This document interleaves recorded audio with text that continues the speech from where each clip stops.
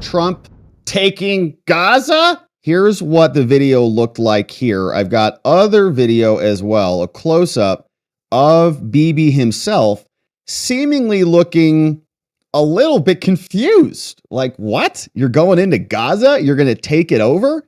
And we'll see if this is a serious thing or not, or if this is a Trump negotiation strategy. Remember, he came out, he said 25% tariffs on Mexico. That didn't happen. 25% tariffs on Canada. That didn't happen. Why? Because we got a solution. We got what we wanted out of them. And is this just another attempt in that same vein? Here's what Trump sounded like. And as we're listening to this again, let's pay close attention to Bibi to see what he's looking like. The U.S. will take over the Gaza Strip, and we will do a job with it too. We'll own it and be responsible for dismantling all of the dangerous unexploded bombs and other weapons on the site, level the site and get rid of the destroyed buildings, level it out, create an economic development that will supply unlimited numbers of jobs and housing for the people of the area. Do a real job, do something different. Just can't go back. If you go back, it's going to end up the same way it has for 100 years. The U.S. will take over. All right, so there's Bibi. You see him. We got a little bit of footage of him looking over at Trump. In this clip here, they get asked a question, and so let's see what this looked like. Thank you, Mr. President, Mr. Prime Minister. You are talking tonight about the United States taking over a sovereign territory. What authority would allow you to do that? Are you talking about a permanent occupation there, redevelopment? And Mr. Prime Minister, do you see this idea as a way to expand the boundaries of Israel and to have a longer peace, even though the Israeli people know how important that land is to you and your citizens, just as the space is inherited by the Palestinians as well? I do see a long-term ownership position, and I see it bringing great stability to that part of the Middle East and maybe the entire Middle East. And everybody I've spoken to, this was not a decision made lightly. Everybody I've spoken to loves the idea of the United States owning that piece of land, developing and creating thousands of jobs with something that will be magnificent. When Trump says owning, his head, he's, oh, whoa, they're going to own it. It's going to be theirs. Like the United States is going to come and just take it over. What? Somebody else grabbed this angle from a different camera. You can see that was only on Bibi this entire time. This looks like it came from Fletch 17. He was recording this, and you can see if this is real, right? And it seems to be real to me, that Bibi looks perturbed. He's going, what the hell did Trump just say? They're going to get it? It's their land? The United States? The U.S. will take over the Gaza Strip, and we will do a job with it too. We'll own it and be responsible for dismantling all of the dangerous unexploded bombs and other weapons on the site, level the site and get rid of the destroyed Look at that smart. Level it out, create an economic development that will supply unlimited numbers of jobs and housing for the people of the area. Do a real job, do something different. Just can't go back. If you go back, it's going to end up the same way it has for 100 years. What was that? I'm hopeful that this ceasefire could be the beginning of a larger and more enduring peace that will end the bloodshed and killing once and for all. With the same goal in mind, my administration has been moving quickly to restore trust in the alliance and rebuild American strength throughout the region. And we've really done that. We're a respected nation. All right, so some interesting body language there. Okay, I don't know what happened like that right there. What was that? Those eyes going up. And you could always, again, I don't know if this is accurate. I would trust the person who posted it, but you could say maybe this was a different video. Maybe they just spliced Trump's audio into a different video, so he's not actually reacting to what Trump is saying right there. But he seems a little bit confused or perturbed on that. Like he's going, what the hell? They just brought this up out of nowhere. Like they're going to own it? Don't think that was the plan, that the United States is going to come and own it. Do you think Bibi wants the United States government right there on their front door? I don't think so. Probably not, because that gives them less autonomy in the long run. That, of course, is provided that the American government in the future, after Trump is in charge, would continue to hold the line and wouldn't just say, oh, Israel, here you go, have the whole landmass. We'll just give it to you like we gave it to you, like we gave Panama, the Panama Canal or whatever, right? A future administration, if we did take over Gaza, could then just parlay it right back to the Israelis or give it back to the Palestinians or do whatever they want with it, because future administrations, there's no guarantee that they're not morons. In fact, there's a strong likelihood that they will be, even after J.D. Vance's 8 years and so on. It's an interesting thing. Of course, I think the general strategy that was promoted by the founders, like Jefferson and Washington and many of them, all cautioned against foreign entanglements. And I think as a general rule, that's good advice. The United States has this beautiful moat on either side of us called the Pacific Ocean and the Atlantic Ocean. And we can really, I think, control the Western Hemisphere and have a lot of influence around the world without getting too invested in foreign matters. But if the United States wants to solve this once and for all, this is probably a better solution. Again, I don't think it's going to happen. I don't think that there's the willpower anywhere to move almost 2 million people out of a place and take it over. I don't think that Trump is actually going to move forward on this.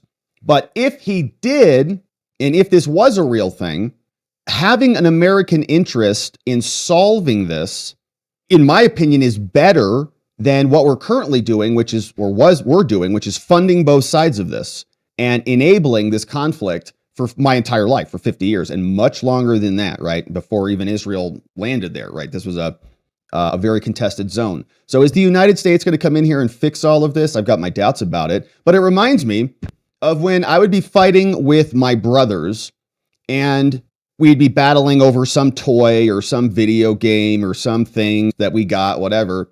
And mom would come in and say, listen, if you two can't work this out, then nobody's getting the toy. Okay, you're all done. Share this piece of land, get along, share this video game or this item and get along, or else you're all not getting it.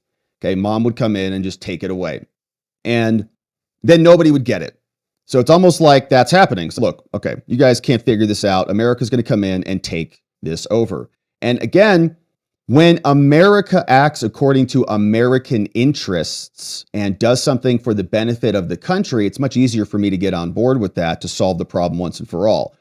Because historically, our foreign policy, at least as we've been communicated to about this as Americans, they always tell us it's about democracy or weapons of mass destruction or something like that. And that's very dishonest. And I don't appreciate that at all. I'd rather them say, no, we went into Iraq because we need the oil fields or whatever. And we're going to get a benefit of that by controlling that region. It's going to benefit America and the world. And here's why. Other than we're going to spread democracy in the Middle East. What if they don't want it? What if they don't want to live according to the same standards that we do over here and they've got a different vision for their livelihoods? That's fine. They're free to do that. But give us an actual national interest that serves our purpose, and I'll be much more open to it. I'll still probably be opposed to it. We've got plenty of oil here. We've got plenty of other resources here. We don't need to go do all of that and spend American money, blood, and treasure and lives to go do these things. But at least they'll make an honest argument with us. Okay, same with Ukraine. Don't tell me that Putin's going to march all over Europe, right? And say it's the end of Western civilization and Western democracy. First of all, that's not even a real thing in Europe anymore, as far as I can tell, sitting over here. And in addition to that, I don't think that Putin has the wherewithal or the resources to take over all of Europe. So it's all just this fantasy that they're communicating in their brains about. Now, if they want to come back to us and say, there's a lot of rare earth minerals in Ukraine and we need that, or we were goofing around over there for a long time, we got biolabs and other crap that we can't have the Russians having or something, okay, then we can start to have a real conversation about what we're doing and why we're spending money in Ukraine, or actually not spending money, having it just being stolen by whomever. So all of these things, I think, are appropriate conversations. And I appreciate from President Trump that he's at least talking about it in those contexts. We're just going to take it and own it. We're not doing a two-state solution where you get this and you get this and none of this. It's ours. You guys have had enough time killing each other for thousands of years, and it's now ours. And you can just deal with it, right? So I can understand that as an American interest, because currently, I mean, it seems like we've been invested in this my whole life. We're constantly spending billions of dollars over it. There's endless conflict. And so that could be something that is done in American interest that I could see the argument for. Now, again, our strong default is to not get involved in foreign conflicts and to mind our own business here and secure our own interests here, because this would be obviously a massive undertaking. But I think in the context of things, the message that he's delivering is the same message that Mama G delivered to me. Okay, you guys better get along, or we're just going to come in and take it all, and that's the end of it. And what's Israel going to do if that is the decision of the United States? Not much. What is Palestine going to do? Not much. And all of the other countries throughout the Middle East are all now on notice. This just elevated the stakes here. Fix it, or else we're coming in. And it looks to me like even Bibi's going, holy crap, the hell did he just say? Are they serious over there? He's like, is he serious? Probably realizing, no, he's probably not. Like, this is not going to happen. But at the same time, increasing the pressure on both sides to solve it, or else dad's going to come home and take it away. So the reaction last night was obviously what you'd expect. People were protesting last night. So the Hamas flags or the Palestinian flags are there. Here's one, Netanyahu, arrest them. Here's more flags. Here's some of the signs say, wanted, Benjamin Netanyahu, U.S. weapons to Israel now, stop them, blah, blah, blah. Okay, so all of the flags, they were lickety split. Like, what? We're taking over Gaza. They came out instantly. You can see Oyla Scooter Caster is out there reporting. So they've got all of their apparel, and somebody was speaking about it, death skulls and more. So I don't know where this was. Washington, D.C. Andy NGO says extremists carried Hamas flags at a protest against Trump. Netanyahu's visit comes as the ceasefire agreement continues to hold, but then Trump announced we're taking it over. Here was another scene of this. Phil Holloway was pointing out they've got some slick signs and stuff already. It's a sign of destiny. All right, that's enough of that. Holy moly. How many seconds did we last on that? 1.5. So they're out there protesting, going nuts, and what else is new? So that's happening. Now, meanwhile, the Democrats came in, and they're already moving to impeach President Trump, or at least threatening that. We're going to impeach him for this. You can't do this. Here's this guy, Al Green, 9th District of Texas. This guy's from Houston, Texas. Texas, what are you doing?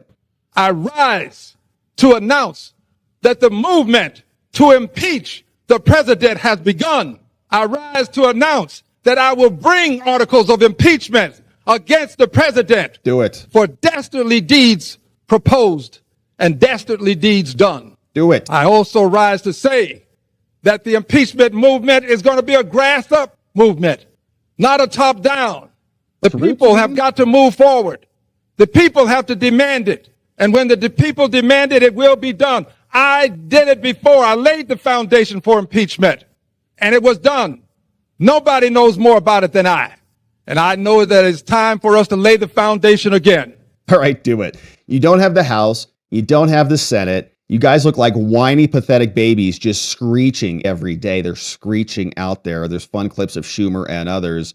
Daryl Issa says Trump has the right vision for the future of the Middle East. He is again showing the way as a peacemaker of our time. Some people saying peace through strength. Enough to everybody over there. Like, we're just done with this game. So you're done. We're going to come in. We're going to solve this. Dad's home. Welcome aboard. Here was one former Deputy National Security Advisor, Victoria Coates. She was chiming in on this, and here's her take. It's been another momentous day in, I would say, the most momentous first 2 weeks of any president's tenure. And today we heard President Trump come out and say what no American leader has had the courage to say before, which is that the United States is willing to step in here and play the leadership role we need to play. The situation in Gaza is untenable. What happened on October 7th of 2023 cannot happen again. And the only way to ensure that is to break the paradigm, to create a new mold. And I think that's what he was proposing today in concert with Prime Minister Netanyahu. Great to see them together again at the White House. And last time they came together and had some of these discussions, we got the Abraham Accords. So I think this is a great way to get the conversation going. It is certainly getting a conversation going. There's no doubt about that. Here was another exchange. So Cuomo and Stephen Miller brought this guy on. Apparently this guy was a former retired general or something. A lot of people last night, their initial reaction was like, this is crazy. We're going in. We're going to rebuild for Israel. Like, you know, a lot of people lost it, and with good reason, because anytime you have a hint of invading another territory, it's a big operation. It's a big undertaking. We know what happened the last time we did that with Iraq and Afghanistan. We were there for 20 plus years. lost thousands of Americans, spent trillions of dollars that could have been spent in our own country. But that's why we get concerned about it, right? They say we're going to go protect democracy in the Middle East, and we end up wasting tons of effort and life that we didn't need to waste. So this guy came back out and maybe this is a good solution. The person who was speaking here, General Wesley Clark, and you've heard his name before. He said that actually this might make some sense. Here's what he was saying when he was on with News Nation. So Stephen A. and I are scratching our heads saying this can't be right. It doesn't make sense that President Trump said that America is going to have an ownership position in Gaza and do a great job with it, and maybe the people there won't be allowed to come back. Do you think that is going to hold up as legit policy of the United States in that arena? Chris, it could. I know it makes some common sense to the president to help these people out, get them out of Gaza, rebuild it, and so forth. But to go in there with U.S. troops, it depends on exactly what the rules of engagement are. What are the political conditions? And look, here's some of the things you have to think about. Okay, is Hamas going to be in charge? Do they want the U.S. troops in? Are Gazans going to leave or evacuate part of it? Oh, good question. Who's going to take care of them? Who's going to give them food and so forth? If Hamas doesn't want us in, do we just take over the war then that the Israeli Defense Force gave up? What about the Palestinian Authority and Hamas? Is there going to be a war between the Palestinian Authority and Hamas? And if Hamas wants us in, are they going to come up out of the tunnels and say, welcome, we want you Americans to be with us? Or are we going to, what happens when I don't know. If you think about this, if there's a genocide happening there, as the Palestinians claim, and as the pro-Palestinian crowd claims, then wouldn't the United States coming in be able to stop that from happening and have a more diplomatic and more humane, right? If you're buying that argument, then they would be able to come in, and the United States, we would, and obviously not be doing things the same way the Israelis are doing things and be able to settle things down. So would that put an end to that concern, right? Would Hamas come in and say, we're under attack, we're being genocided here, okay? Can you help us, please? Fine. In other words, we would establish a neutral zone, right? Like there's a hot war that's happening here between both sides. The United States would come in and establish a neutral zone, a bigger force than both sides, and just say, you're done. Stop killing each other. We're tired of this crap. first sniper kills an American soldier? No, God forbid. Yeah, see, that's the problem. What happens if it's a conflict and they are taking out American troops? Because we definitely don't want that. Have the rules of engagement, going to shoot back? Is it only in self-defense? Or if he sees the guy about to shoot or identified as hostile, he takes action. What if he runs into a building? What if there's children in the building? Are we going to end up doing the same thing that the Israelis did? There's so many details of this, but I will tell you this, Chris, the basic concept is a wonderful concept. Whoa! If we could just bring peace to the region, if we could just rebuild Gaza, if the people would just stop wanting to kill each other, if we could somehow put American resources and know-how to work in the region. When this first happened on October 7th, my first idea was, and I went to some congressmen, I got into the White House with us, I said, look, let's have some refugee camps set up. Let's get all of the population out. Put some of them in Egypt, put some of them in the Negev desert. Let the UN take care of them out there. Let the IDF handle the holdouts in Gaza. If they want to live in a tunnel, let the Israeli army go get them out. But for the ordinary people, get them out of the way. But I guess we couldn't persuade the Egyptian president to take them, and the Israelis didn't want them, and Jordan doesn't want them. Why? Because there are terrorists among them, and they don't get along with each other, and Egypt has its own terrorist problem. Jordan has a problem with the number of Palestinians living there already. There's a problem with political stability. But I always was of the impression in this part of the world that money talks. If you could actually persuade the Palestinian people that you're going to come back home after it's rebuilt, you will come back home. No one's going to take your home away from you. You're going to have that home. Or if you could get the same area further down the beach in the Sinai, and maybe there's a way if you're willing to put enough money behind it. Is it $50 billion? Is it $100 billion?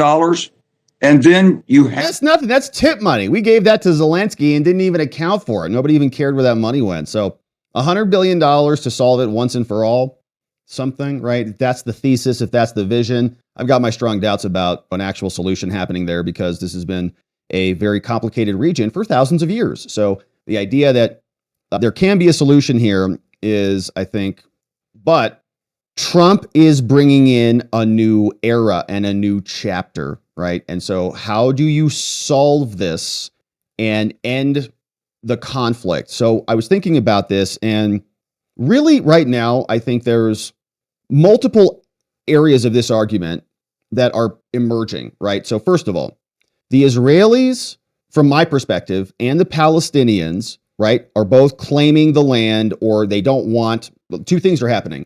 They're both saying, we're entitled to this, okay? In addition to that, they both do not want the other side to have the area, okay? So there's two interests at stake. For example, we want this is one, and we don't want you to have this is two, for both sides. So if the United States comes in and they say, okay, guess what? We're going to eliminate two of these major interests of both of yours, which is you don't want the other side to have it. Great, that's gone. The United States is going to have it. And neither of you are going to have it. Okay, so that's basically everybody's unhappy. Nobody gets the video game. Nobody gets the toy, but they're not as mad as if the other side gets it. Okay, because then that creates an inevitable conflict for all eternity. But if the United States takes it as big brother or big dad who came home, then both sides are now at least, okay, you don't get it, but at least the other side doesn't get it. So in terms of negotiations and calming the temperatures down, I think that is where Trump is going and thinking about this. Alina Abba was out explaining what her position was. Couple clips of her. There's nobody better at making a deal than the man who wrote The Art of the Deal. That's the truth, Jesse. Listen, he wants one thing, and that's the art of peace. I think that should be his next chapter. And this is a big step towards that. There is nobody who will be better, as we've seen. And just look at what he's done since we've been in. It's been so fast and so rapid that even the left-wing media can't keep up with how much good we're doing. And that's what we need in America. We're going to help. We're going to have collaborative help. We're going to do things such as tell people that we will tariff you if you're taking advantage of America. Right. And then we will work together, because the end result and the end goal is one thing. And that's the truth, Jesse. And this is something we've talked about ad nauseum every day since we've gotten in. Let's make the world better by making America stronger. And we've seen that works, and it works under President Trump. And there's only really one person that could have done this, and that's the president himself. Well, Alina Abba in the House, I think I had another one of her talking about the Gaza sitch. Do you think that this is something that maybe the Democrats could agree to? I think they should, if they care about world peace. I think they should if they care about stop spending 70, however much money they're spending on DEI plays and operas in Colombia. We've seen 50 million to Gaza for condoms that they're using for bombs. We're seeing all kinds of spending being cut. So why not spend that money on protecting people in the world who have been persecuted and prosecuted, much like President Trump, who are going to be given a safe haven? And while they do, let's take that strip and let's make it great again. Let's make the world great again by making America great again. And that's what and bring some calm and peace to that location. So there's going to be a reaction to this, obviously. And Trump, before he made the announcement officially, someone was asking him, they're saying, Iran is going to come take you out, maybe, because they're mad at you. What are you going to do if that happens? It's Iran and their proxies who have threatened to retaliate against you and your team by killing you guys for taking out Solomon. They haven't done that, and that would be a terrible thing for them to do. Not because of me. If they did that, they would be obliterated. That would be the end. I've left instructions. If they do it, they get obliterated. There won't be anything left. And they shouldn't be able to do it. And Biden should have said that, but he never did. I don't know why. Lack of intelligence, perhaps. But he never said it. If that happens to a leader, or close to a leader, frankly, if you had other people involved also, you would call for total obliteration of a state that did it. That would include Iran. Wouldn't be good for them at all.